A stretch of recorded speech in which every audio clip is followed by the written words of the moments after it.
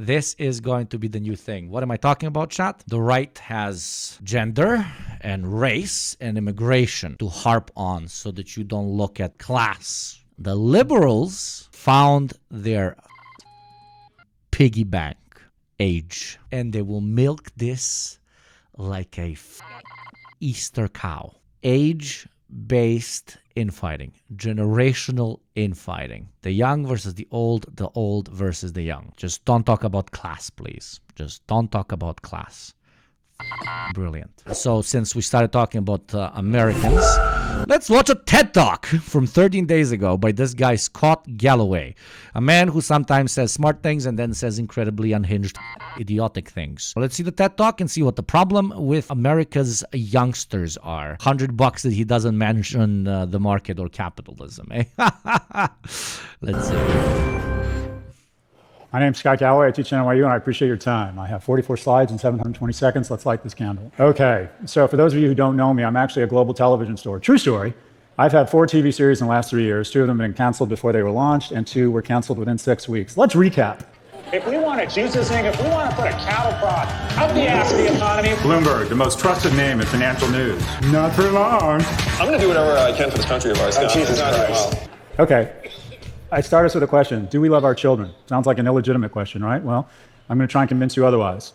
Essentially, as we go down generations, we're seeing that for the last 2 generations, people are making less money on an inflation-adjusted basis. In addition, the cost of buying a home, the cost of pursuing education continues to skyrocket. So the purchasing power, the prosperity, is inversely correlated to age. Simply put, as we get younger, we're taking away opportunity and prosperity from our youngest. The social contract that is now no longer in place, and for the first time in the U.S.'s history, a 30-year-old is no longer doing as well as his or her parents were at 30. This is a breakdown in the fundamental agreement we have with any society, and it creates rage and shame. As a result, people over the age of 55 feel pretty good about America, but less than 1 in 5 people under the age of 34 feel very good about America. This creates an incendiary. Righteous movements, cuts to our society end up becoming opportunistic infections because generally speaking, young people have a warranted envy, they're pissed off, and they're angry that they don't enjoy the same spoils and prosperity that were provided to our generation. Opportunistic movements that see the core problem of why this is happening and they want to change it are opportunistic movements. Okay, yeah. Didn't you try to make 4 shows about this with CNN Plus and Vice? But okay, let me not throw my fucking proverbial shoe at his proverbial bush. A decent proxy for how much we value youth labor is minimum wage, and we've kept it purposely pretty low. If it had just kept pace with productivity, it'd be about $23 a share, but we've decided to purposely keep it low. Out of reach, median home price has skyrocketed relative to median household income. Yeah, the market, the falling rate of profit, the inability for a capitalist market to keep up with how much it's paying its own laborers for the thing that they produce. And you reach a point in which the people who are producing cannot pay for the very items that they are producing. Capitalism. Pre-pandemic, the average mortgage payment was $1,100. It's now $2,300 because of an acceleration in interest rates and the fact that the average home has gone from $290,000 to $420,000. By the way, the most expensive homes in the world, based on this metric, are number 3, Vancouver. Why? Because 60% of the cost of building a home goes to permits. Because guess what? The incumbents that own assets have weaponized government to make it very difficult for new entrants to ever get their own assets, thereby elevating their own net worth. This is the transfer I'm going to be speaking about. Yeah, a system in which capital as a concept exists allows what? The accumulation of said capital. And why do we call capital and not currency? Because capital is money that makes money, or assets that make money. If you make money that has so many zeros behind the first fucking number, you will eventually be able to use those zeros to generate more zeros that add and add and add. Again, a pure systematic problem. I don't know where he's going with this. This has resulted in an enormous transfer of wealth, where people over the age of 70 used to control 19% of household income versus people under the age of 40 used to control 12%. Their wealth has been cut in half. This isn't by accident, it's purposeful. This is me at UCLA in 1987. I know your first thought is I haven't changed a bit. This is also Mia Silverio, who is the analyst who put together these slides. When I applied to UCLA, the admissions rate was 76%. Today it's 9%. I received a 2.23 GPA from UCLA. I learned nothing but how to make bombs out of household items in every line from Planet of the Apes. And the greatest public school in the world, Berkeley, decided to let me in with a 2.27 GPA. And that's what higher ed is about. Higher ed is about taking unremarkable kids and giving them a shot at being remarkable. Preach, preach. Yes. And every year, it's gotten more expensive. Higher ed and homes, and the ability, not only is higher ed incredibly expensive, it's not accessible. Average admission rate dropped from 27 to 6. College debt as percentage of first-year income has almost doubled. And house price to first-year income is literally doubled. Yeah. No way, man. And the ability, not only is higher ed incredibly expensive, it's not accessible. Because me and my colleagues are drunk on luxury, and I'll come back to that. We've embraced the ultimate strategy. Me and my colleagues in higher ed wake up every morning and ask ourselves the same question when we look in the mirror. How can I increase my compensation while reducing my accountability? And we have found the ultimate strategy. It's called an LVMH strategy, where we artificially constrain supply to create aspiration and scarcity such that we can raise tuition faster than inflation. Yes, absolutely. But this is not a conscious decision that individuals make in a bubble because they outthought the system. This is a normal consequence of understanding how the system, which rewards profit generation, works. Again, systematic issue. Just why this gentleman doesn't want to call it a systematic issue is absolutely fucking beyond me. And old people Perso, here you go, miss, you come to Brazil. Brazil mentioned. and wealthy people have done the same thing with housing. All of a sudden, once you own a home, you become very concerned with traffic, and you make sure that there's no new housing permits. And here is a memo to my colleagues in higher ed. We're public servants, not fucking Chanel bags. Harvard is the best example of this. They've increased their endowment in the last 40 years and have decided to expand their enrollment, their freshman class, by 4%. Any university that doesn't grow their freshman class faster than population, that has over $1 billion in endowment, should lose their tax-free status because they're no longer in higher education. They're a hedge fund offering classes. And why have they become a hedge fund offering classes? Why is that considered normal, Scott? Why is that considered normal? Because it is. Because that's the dominant ideology. If you can't make money, what does that make you? A loser.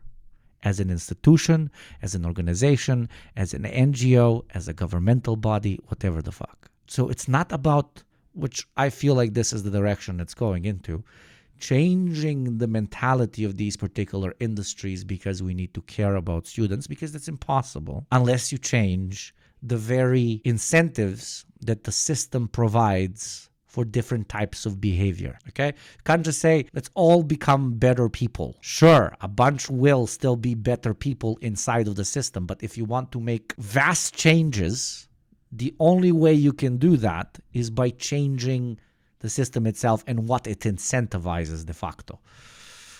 Okay, let's see.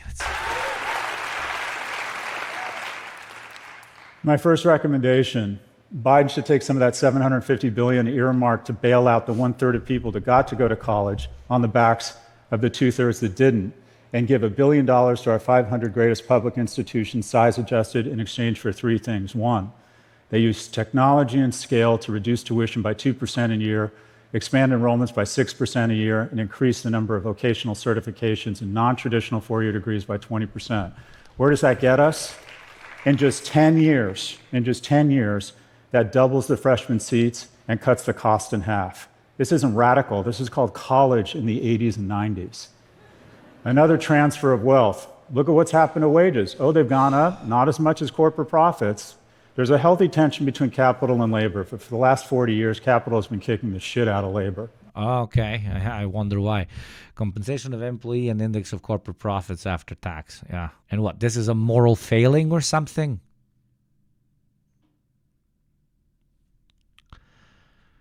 How can you get so close and yet take yourself so seriously that the way it started from the get-go, the video, Take yourself so seriously that you think that, quote unquote, more radical opinions on change equal bad. Like he even had to say the sentence. Tension between capital and wages in the 80s and 90s and cuts the cost in half. This isn't radical. This is called college in the 80s and 90s. There's nothing wrong with radical, you fucking boomer, man. Nothing. Another transfer of wealth. Look at what's happened to wages. Oh, they've gone up, not as much as corporate profits. There's a healthy tension between capital and labor. For the last 40 years, capital has been kicking the shit out of labor. Well, you think, whoa, what about wages, right? Luffy Leninist, state stenographers who read Weber but not Marx. Fucking right on point. Thank you, Luffy Leninist, right on point. Right, they've gone up. Well, if you compare them to the S&P, they barely register.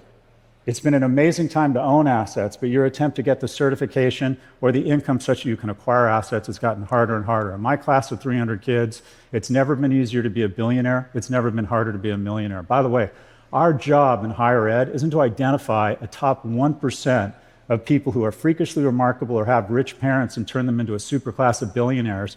It's to give the bottom 90 a chance to be in the top 10.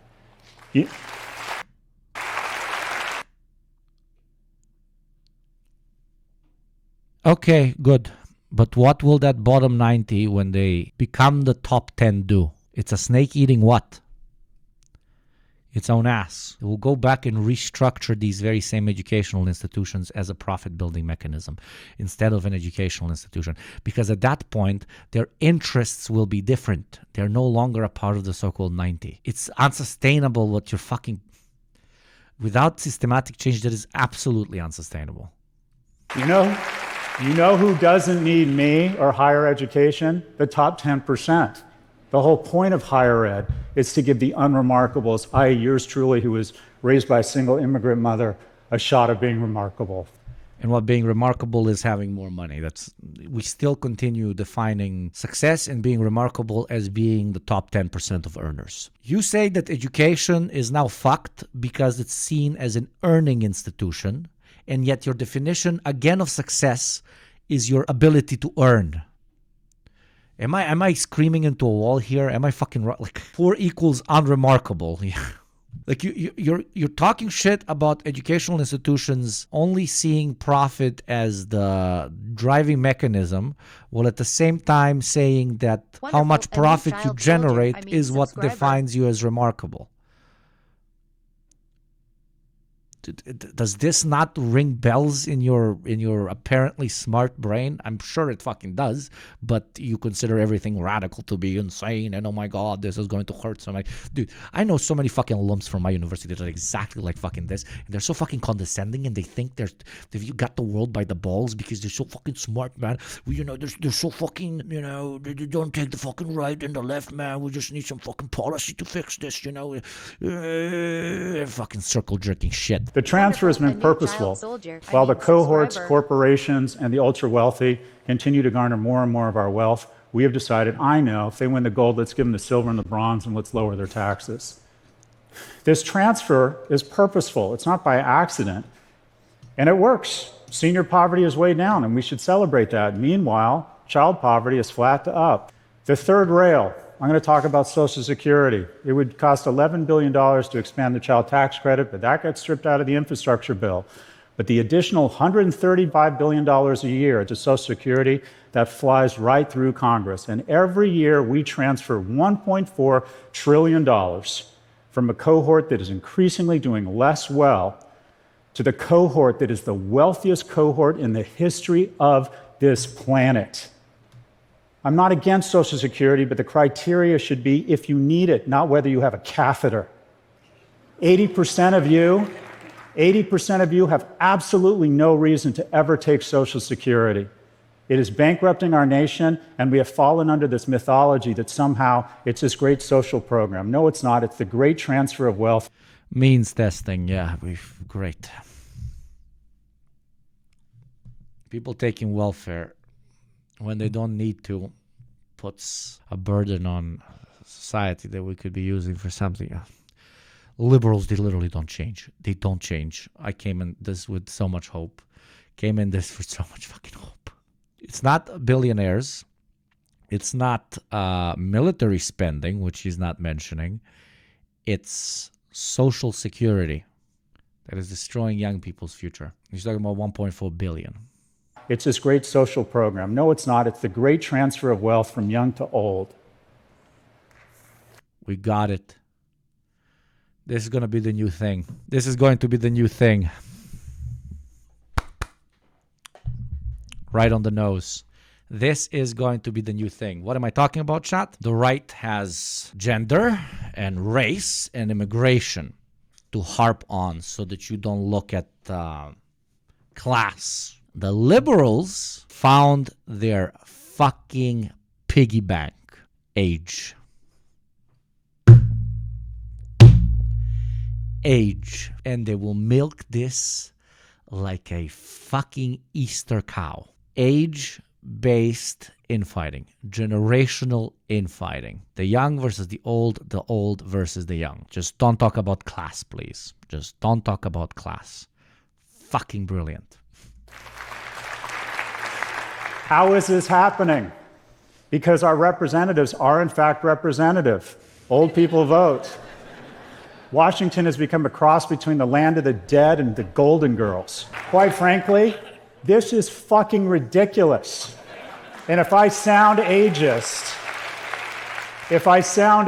I am. And you know who else is ageist? Biology. When Speaker Pelosi had her first child. Yeah, all absolutely adequate comments to fucking have, right? As long as you also include class in the conversation. These people are wealthier as they're richer because of capital accumulation. Again, because of a systematic issue.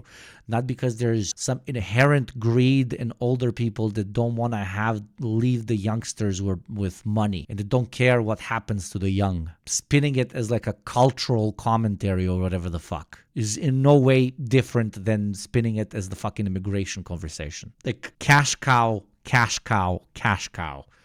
They fucking found it, man. Get this, 2/3 of households didn't have color televisions and Castro had just declared martial law. But she's supposed to understand the challenges of a 17-year-old girl who's 5'9", 95 pounds, getting tips on dieting and extreme dieting from Facebook. She's supposed to understand the challenges that a 27-year-old single mother face. By the way, young and dreamy.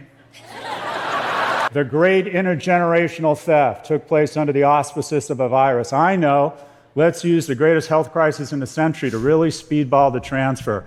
This is the NASDAQ from 2008 to 2012. We let the markets crash.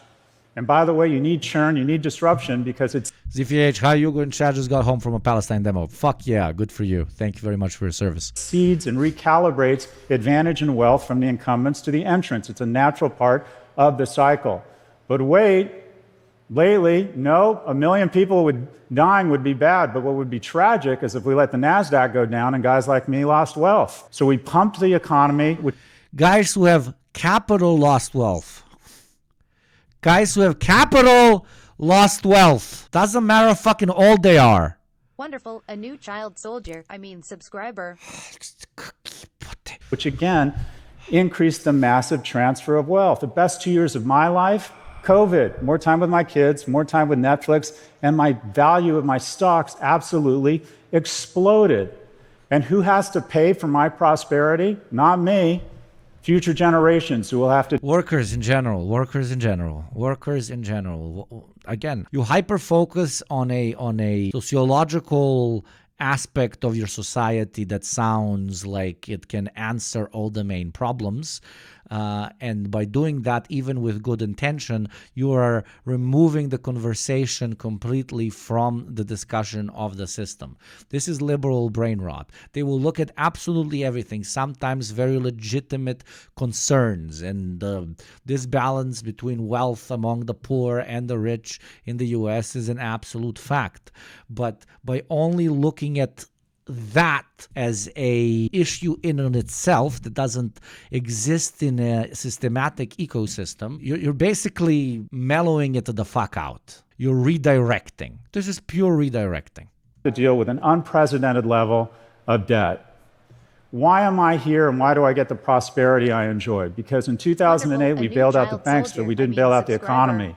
We let the markets fall. So as I was coming into my prime income earning years, I got to buy, no joke, these stocks at these prices.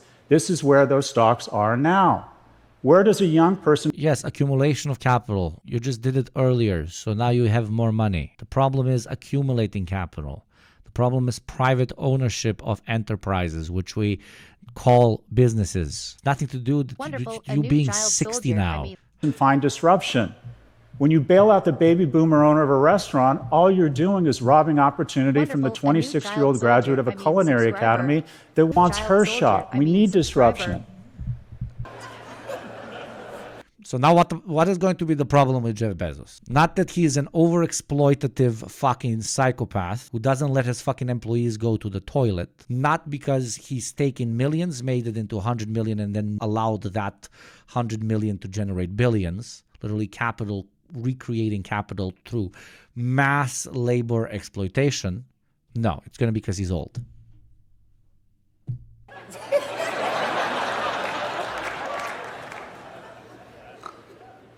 I just like this slide. It has no context or relevance. Thank you, King Wedora. Liberal optics machine. Liberal optics machine.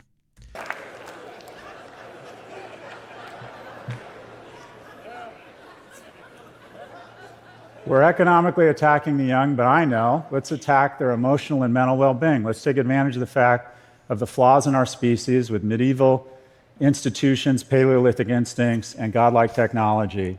I'm just going to say, I think Mark Zuckerberg has done more damage to young people in our nation while making more money than any person in history.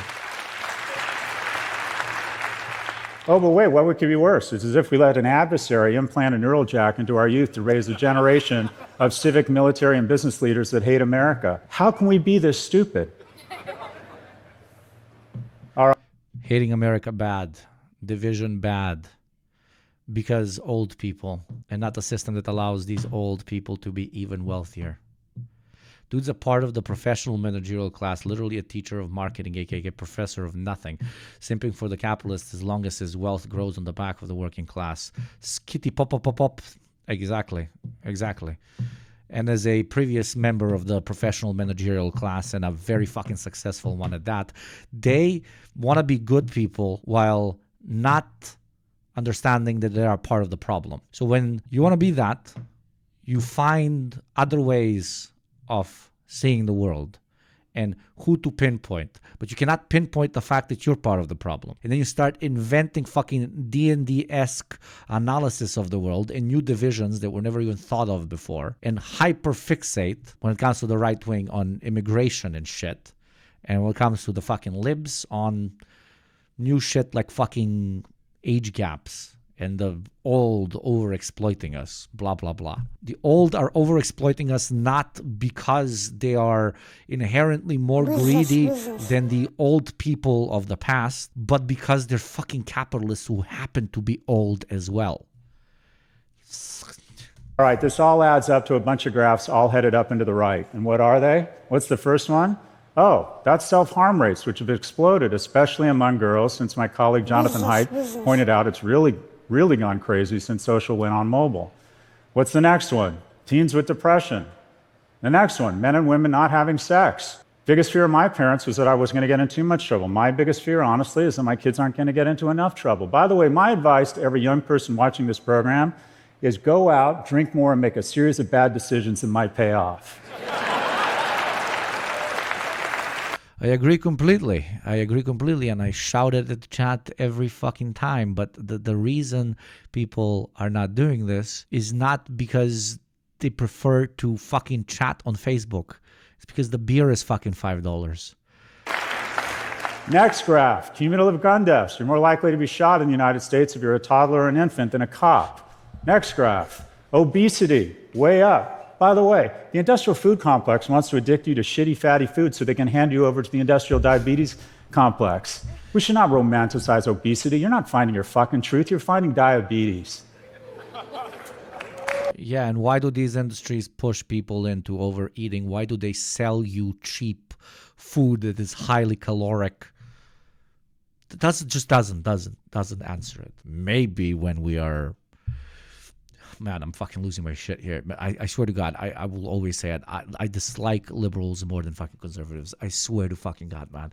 At least you, like, the conservative is not self-righteous. He's just a fucking incredibly greedy piece of shit.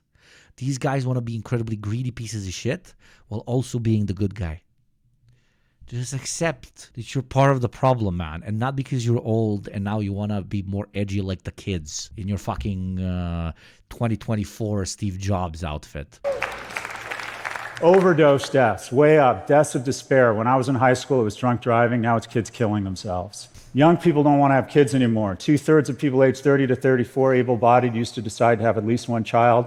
It's been cut in half. It's now less than a third, 27%. As a result, people over the age of 60 in the U.S., pretty happy. People under the age of 30, not so much. Some of the lowest in the free world. Because they can't afford it. What can we do? Nothing wrong with America that can't be fixed with what's right with it. We got the hard stuff figured out. There are programs to address all of these issues. They cost a lot of money. That's the hard part.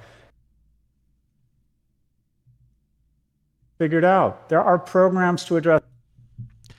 There are programs to address this, and he shows NVIDIA, a private corporation, doing stock dividend payouts and investing in its future labor force as the solution. Corporations need to invest more in their future exploitative labor class. That's the solution, NVIDIA. Better corporations. That's this gentleman's solution. Better corporations. This shit writes itself. This shit absolutely writes itself. It's incredible. This is just like a more convoluted way of saying like the market needs to rebalance itself. And not because it's wrong, but because America is more divided. And if you love America, you don't want it to be divided. People don't want to clock in and they're depressed and they're killing each other, so your labor force cannot be as productive. Better corporate governance. Bazinga. Address all of these issues that cost a lot of I hate you for making me say bazinga. money. That's the hard part. And we have figured this out. In just 5 minutes post an earnings call, we can add $250 billion to the economy. We've got the hard part figured out, the resources. We have the money, but we decide not to do it. This is per capita spending on childcare in the United States relative to other nations. This is housing permits. Things are doable. We increase minimum wage to $25 an hour. It goes into the economy. The wonderful things about low and middle income households is they spend all their money. We have to restore a progressive tax structure with alternative minimum tax on corporations and wealthy individuals. We need to refund the IRS. We need to reform Social Security. It should be based on whether you need the money, not on how old you are. We need a negative income tax. My friend Andrew Yang screwed up a great idea, but he branded it incorrectly. Instead of calling it UBI, he should have got Republicans on board by calling it a negative income tax. We need to eliminate the capital gains tax deduction. When did we decide that the money that capital earns is more noble than the money that sweat earns? Shouldn't it be flipped? Yeah. We need to remove 230 protection for all algorithmically elevated content. We need identity verification. The reason we can have identity verification is because we have a First Amendment. Break up big tech. We have monopolies that are incurring greater and greater costs on every small business and parents because, again, all of these are good, but this is, what was the guy's name? The one from the Marvel Universe with the really big cock. The purple one with the big dick. The one that wants to kill 50% of the population. What was his name? Thanos. Yes, thank you. Thank you. I'm not a fucking nerd. I'm kidding. This is liberal Thanos. This is kill 50% of the population. My dude, in 100 years, they'll have sex and you'll have the same fucking population. What the fuck are you talking about? This is reform, so that money flows towards young people instead of towards old and instead of, towards the ones that are uber wealthy now. But it's still money as capital flowing from one bucket into another. You do these reforms and in 10 years, you'll just have a different demographic of the ultra wealthy. The problem is the ultra wealthy, not who is the ultra wealthy. The problem is the ultra wealthy, not who is the ultra wealthy. It's not even the ultra wealthy that are a problem. It's a system that allows for people to become ultra wealthy. Again, see above, our representatives don't understand these technologies. We need to age gate social media. There's absolutely no reason anyone under the age.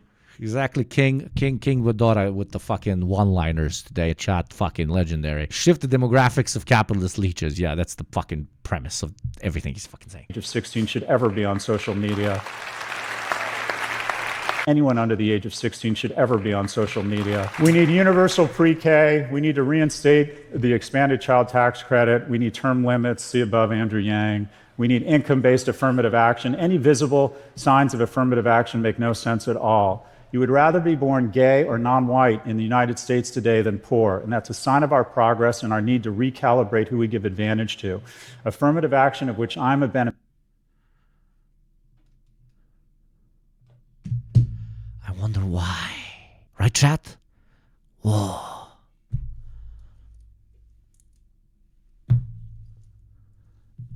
Beneficiary of, I got Pell Grants, I got unfair advantage. Affirmative action is a wonderful thing, and it should be based on color. It should be based on green, how much money you have or don't have. Expand college enrollment and vocational programs, mental health, ban phones in schools, invest in third places, big brothers and sisters programs. We need national service. We need to tell people in the United States and Canada that they live in the greatest countries in the world, and we need to remind them of that every day by exposing them to other great Americans where they feel connected tissue. We can do all of this. My guy somehow, with the gay comment, my guy somehow managed to do class reductionism without talking about class at all. It's impressive. I've never seen somebody do this. Never seen somebody do this in my fucking life. It's incredible. It's like, how do you come up with this?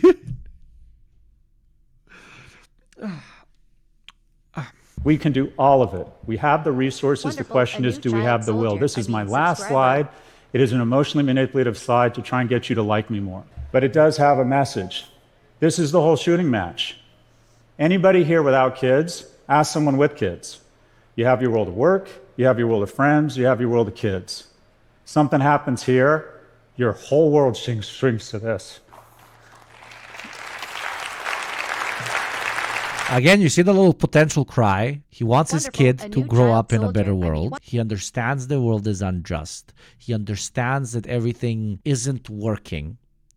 But he is also somebody with mass investments. He is also somebody who has a lot of money. He is also Wonderful. a part A of the new child professional soldier. managerial I mean, class, as we subscriber. like to call them. So he Wonderful both soldier. I wants mean, a better subscriber. world, but he refuses to understand that people like him are part of the problem. So Wonderful. how do A you new child soldier. explain I mean, that to subscriber. yourself? How do you explain that to yourself, chat? You redirect. Wonderful. A new child And you soldier. find the I mean, problem in subscriber. somebody who isn't you. And again, for the right, that's immigrants, women, gay people, and so on. And for guys like this, it's inventing a new thing, such as the big generational divide. So I present, as I wrap here, which is a few questions. One, if you acknowledge that our kids are the most important thing in our lives, that everything else we do here is meaningful, but our kids' well-being and prosperity is profound. If you acknowledge that they're doing more poorly than previous generations, if you believe there's a chance that the illusion of complexity has done nothing but provide cloud cover for the unbelievable transfer of goodwill, of well-being, and of prosperity from young to old, and if you believe From poor to rich. Why not expand it? Bigger umbrella. Why put patches on the system instead of proposing changing it? Because it's also not in your own interests, my friend. You don't want to operate on the tumor. You just want higher radiation during chemotherapy. And it's better. God bless you. Fuck yeah, hats off. You're better than most people, both your age or in your political and economic class. But at the end of the day, you're just proposing more radiation. You can irradiate it as much as you want. Eventually, you have to fucking cut it out. believe we can actually fix these problems and we have the resources, then I present to you, I posit, I augur the question that I hope has more veracity than it did 17 minutes and 24 seconds ago. And that's the following question. Do we love our children? My name is Scott Galloway. I teach at NYU, and I appreciate your time. Watch my fucking video on how capitalism ruins the family if you want an answer on how to properly love your children. Jesus fucking Christ. Okay, yeah, lib being a lib. Sejong Simp, gonna do what I can to get on a TED Talk and just present Marxist analysis of the economy as if it is some consulty buzzword-filled new thing. Exactly. Oh, Lord. Dude, what about just fucking socialism? I don't fucking know. Just an idea. Now we looked at a lib talking about love towards one's children. Now What do you think? let's look at right wingers. I mean, I don't know if the guest is a right winger, but our favorite boy, our favorite fucking